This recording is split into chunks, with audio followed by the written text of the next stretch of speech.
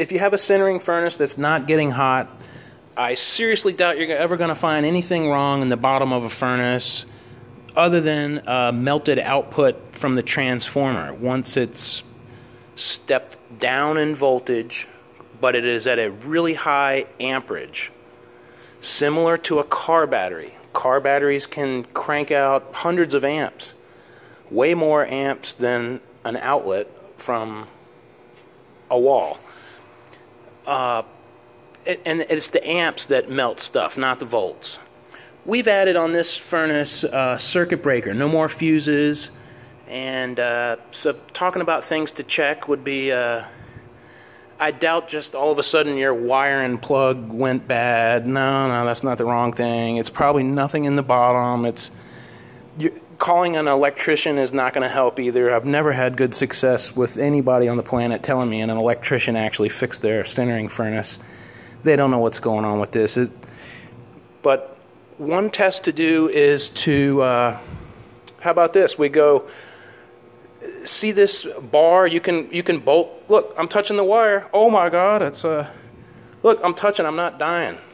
Whoever on Dental Lab Network says if you touch that you're going to get shocked is full of bullshit.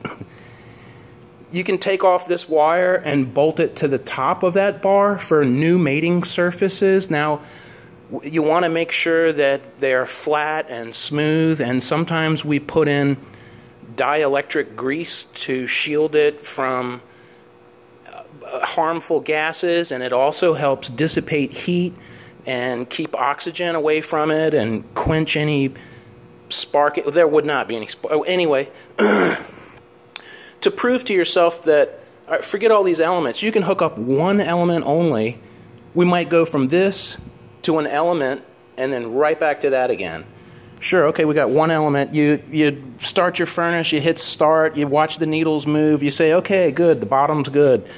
And just stop it immediately.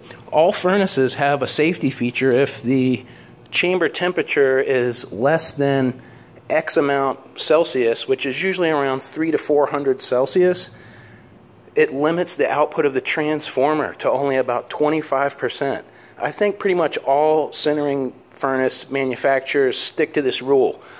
Because the heating elements change in their electrical properties of resistance as they get hotter, and you have to wait for them to get a little bit hot before you can really throw some amps to them. But there's so many ways to diagnose this stuff up here, but it's super common. You know, the heating elements by nature are crappy conductors of electricity. That's why they get hot to begin with.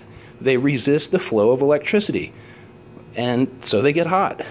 And to make these more conductive, they dip the ends of the elements in some metal, and we have a whole lot of surface area touching, kind of like the post of a car battery.